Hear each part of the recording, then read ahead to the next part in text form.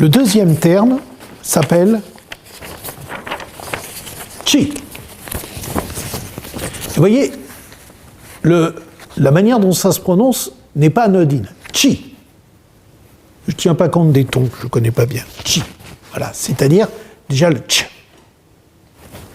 Chi, on retrouve le grain de riz ou de millet. Et au-dessus, c'est la vapeur qui soulève le couvercle de la marmite. Ou comment quelque chose de non visible met en mouvement quelque chose de visible. Comment la vapeur soulève. Voilà. Et c'est le terme, vous savez, qu'on traduit par souffle ou énergie. Chi. C'est le chi du Qigong. Kong voulant dire travail. Alors, chi, c'est important, c'est intéressant, et en général, par exemple, les acupuncteurs, les enseignants de Qigong, tous les gens qui travaillent, souvent se disent énergéticiens.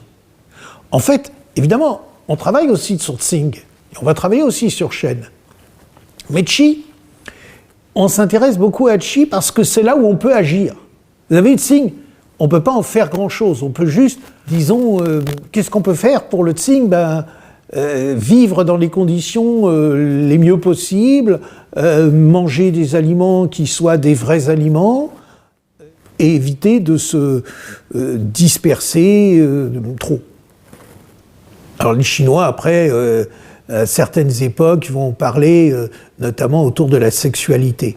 Alors, le truc, c'est, vous voyez, comme la compagne de Lu Tongping qui devenait immortelle dans la relation amoureuse, dans la relation sexuelle, on peut entendre que c'est l'endroit, d'ailleurs il y a des textes qui nous disent ça, le chapitre 1 du Sowen, quand il décrit les époques de décadence, il dit « En titubant, ils entrent dans la chambre à coucher », c'est-à-dire à l'endroit où ils devraient se recréer, où ils devraient être vraiment dans quelque chose de, je n'ose pas dire de sacré, parce que c'est trop lourd. Voilà, au contraire, techniquement, ça veut dire qu'ils font l'amour en état d'ébriété, mais ça veut dire, voilà, ils se perdent là où ils devraient se retrouver. Hein ? C'est un petit peu quand on est complètement pris par la pornographie, enfin, n'importe quoi qui nous disperse, qui épuise notre vitalité. Évidemment, l'usage de certaines drogues. Voilà Qi. Alors ce Qi, en fait, il est Qi par nature, il est en mouvement. Il n'est jamais stable. Ça suppose qu'il y a deux pôles. Ça veut dire qu'on va de quelque chose à un autre. C'est là qu'on va parler de yin-yang. En fait, il n'y a que pour Qi qu'on va parler de yin-yang. Tsing, il est en deçà du yin-yang. C'est même avant qu'il y ait le yin-yang. Shen, on verra qu'il est peut-être au-delà. Et Qi, c'est vraiment, ça monte, ça descend, c'est jamais stable. Si c'est stable, c'est plus Qi.